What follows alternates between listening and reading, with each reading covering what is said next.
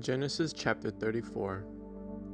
One day, Dinah, the daughter of Jacob and Leah, went to visit some of the young women who lived in the area. But when the local prince, Shechem, son of Hamor the Hivite, saw Dinah, he seized her and raped her. But then he fell in love with her, and he tried to win her affection with tender words. He said to his father, Hamor, "Get me this young girl. I want to marry her." Soon Jacob heard that Shechem had defiled his daughter Dinah. But since his sons were out in the fields herding his livestock, he said nothing until they returned. Hamor, Shechem's father, came to discuss the matter with Jacob. Meanwhile, Jacob's sons had come in from the field as soon as they heard what had happened. They were shocked and furious that their sister had been raped.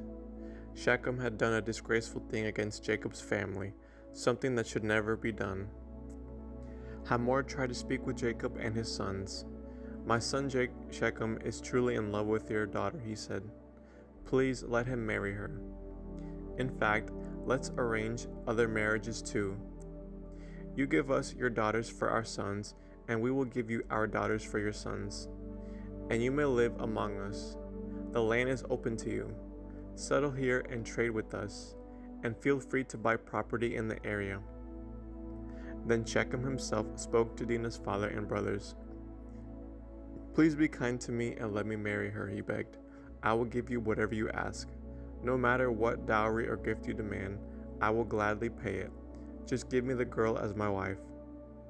But since Shechem had defiled their sister, Dinah, Jacob's sons responded deceitfully to Shechem and his father Hamor.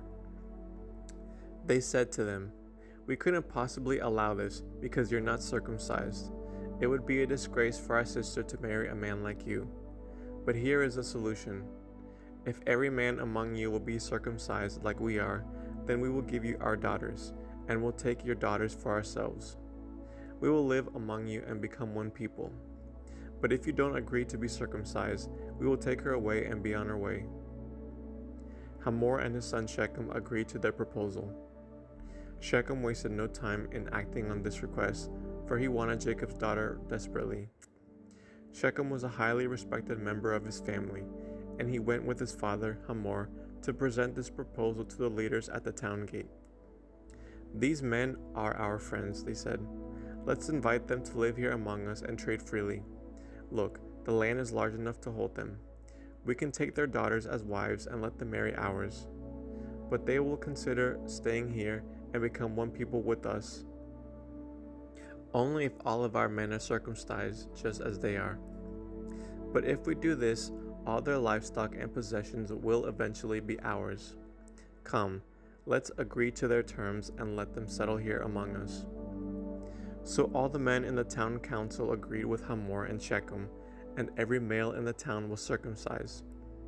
But 3 days later, when their wounds were still sore, 2 of Jacob's sons, Simeon and Levi, who were Dinah's full brothers, took their swords and entered the town without opposition.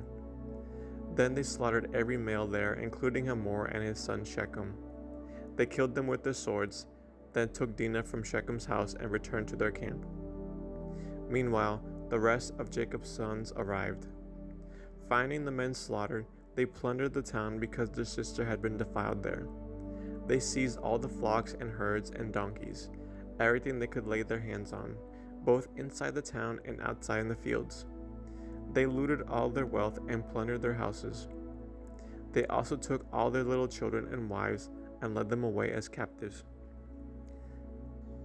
Afterward, Jacob said to Simeon and Levi, "You have ruined me.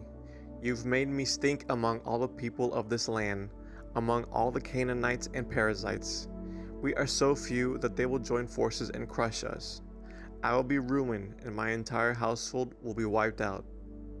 "But why should we let him treat our sister like a prostitute?" they retorted angrily. End of Genesis chapter 34.